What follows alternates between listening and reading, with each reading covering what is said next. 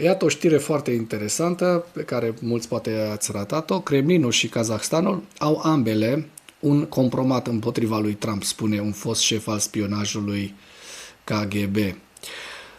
Este vorba despre fostul șef al spionajului kazah, care a susținut că Donald Trump a fost recrutat de către KGB în timpul mandatului său, care spune acum că Kazahstanul a încercat să folosească înregistrări video de la compromat pentru a-l șantaja pe Trump. Și știrea este foarte, foarte amplă, o să vă las link în comentarii. Kremlinul și Kazahstanul dețin compromat care îl incriminează pe președintele american Donald Trump, potrivit lui Alnur Musaev, fostul șef al serviciilor de securitate din Kazakhstan, care fusese ofițer KGB la Moscova în anii 1980. V-am tot povestit despre acest Alnur Musaev.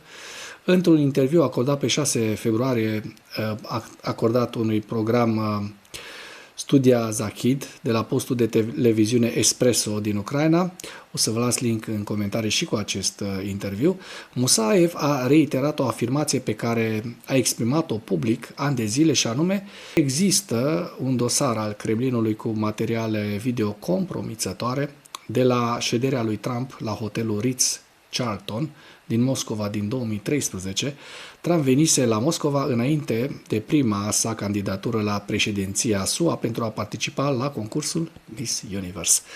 În ultimul interviu, însă, Musaev a adăugat câteva detalii semnificative cu privire la faptul că și Kazahstanul deține același compromat, un cuvânt care semnifică, așa cum știți, material compromițător.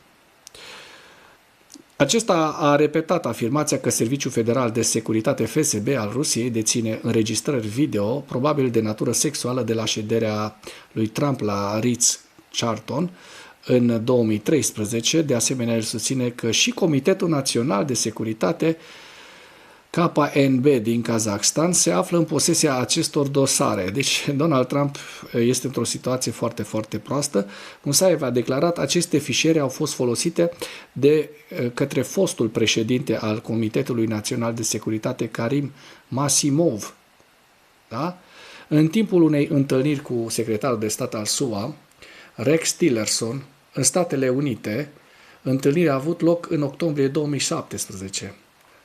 Când a fost întrebat cum a intrat Kazahstanul în posesia înregistrării video de la compromat, de acestui compromat, Musaev a elaborat evenimentul pe care Trump l-a organizat la Moscova, concursul Miss Universe, aparent cu participarea lui Aras Agaralov, un cunoscut oligarh rus de origine azeră. A avut loc în Corpus City, care aparținea lui Agalarov, și cât și hotelul Ritz, care aparținea și este încă deținut de Bulat Temuratov, un oligarh kazah apropiat de președintele Kazahstanului Nazarbayev. Orice a fost filmat la hotelul Ritz a aparținut, în primul rând, în prima fază, kazahilor. Musaev a adăugat: serviciile speciale rusești au folosit camere de supraveghere în camere pe lângă ruși, au ajuns Comitetul Național de Securitate al Kazahstanului prin intermediul lui Bulat Temuratov. Da?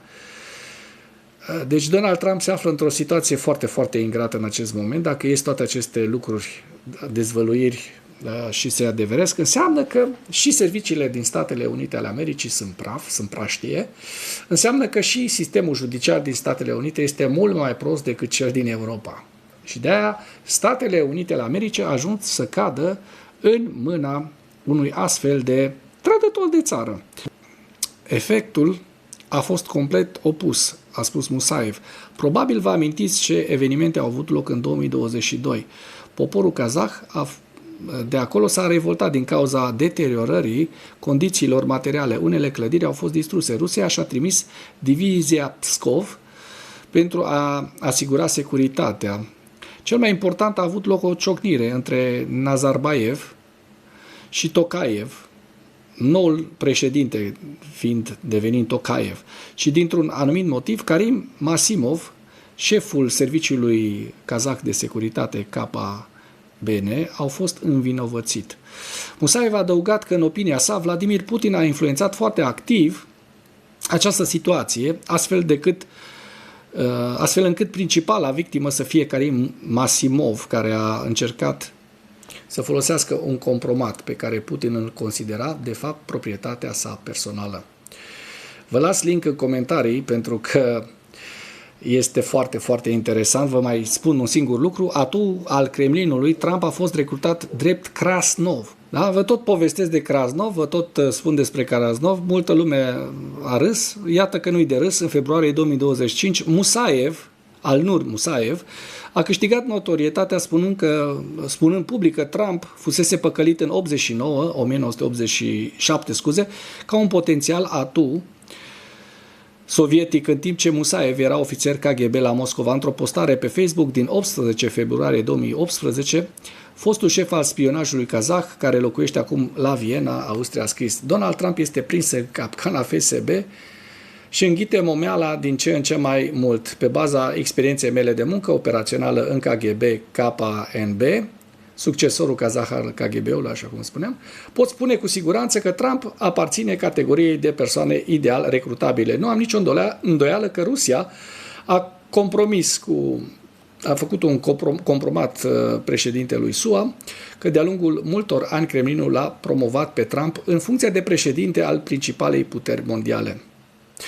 Într-o postare ulterioară pe Facebook, din februarie 2025, Musaev a încercat să clarifice dorința adesea derutantă a lui Trump de a-l îmbuna pe Putin, spunând că în 87 am lucrat în direcția a 6-a a KGB-ului URSS din Moscova, explicând cum cea mai importantă direcție a activității celei de a 6-a administrație a fost recrutarea de oameni de afaceri din țările capitaliste. El a adăugat: în acel an, administrația noastră l-a recrutat pe Donald Trump, un om de afaceri în vârstă de 40 de ani din Statele Unite, sub pseudonimul Krasnov. Încă de la primul său mandat de președinte, Trump a fost suspectat că este, dacă nu un atu absolut al Rusiei, cel puțin un simpatizant exagerat al lui Putin și al Rusiei. În 2017, chiar când Trump își prelua mandatul după ce a învins-o pe Hillary Clinton în alegerile prezidențiale, a ieșit la iveală un raport întocmit de fostul agent de informații britanic Christopher Steele. Documentul, comandat inițial de adversarii republicani ai lui Trump și preluat ulterior de opoziția democrată, conține aceleași acuzații la care s-a referit Musaev, în special, videoclipuri cu Trump și o prostituată în hotelul Ritz-Carlton din Moscova. Trump și susținătorii săi au respins de mult timp dosarul Steele, ca fiind o invenție și orice acuzații conform cărora președintele SUA ar fi un atu al Rusiei ca fiind evident false, numindu-i farsa Rusiei. Foarte, foarte interesant. Foarte, foarte interesant. Las link în comentarii, așa cum vă spuneam. Mulțumesc mult pentru vizionare. Îmi cer scuze pentru zgomotul de fundal. Câinii, din păcate, se plimbă oameni pe stradă, chiar la ore la care ar trebui să doarmă. Numai bine, dacă v-a plăcut materialul, vă rog să-l distribuiți pentru a ajunge la cât mai multă lume.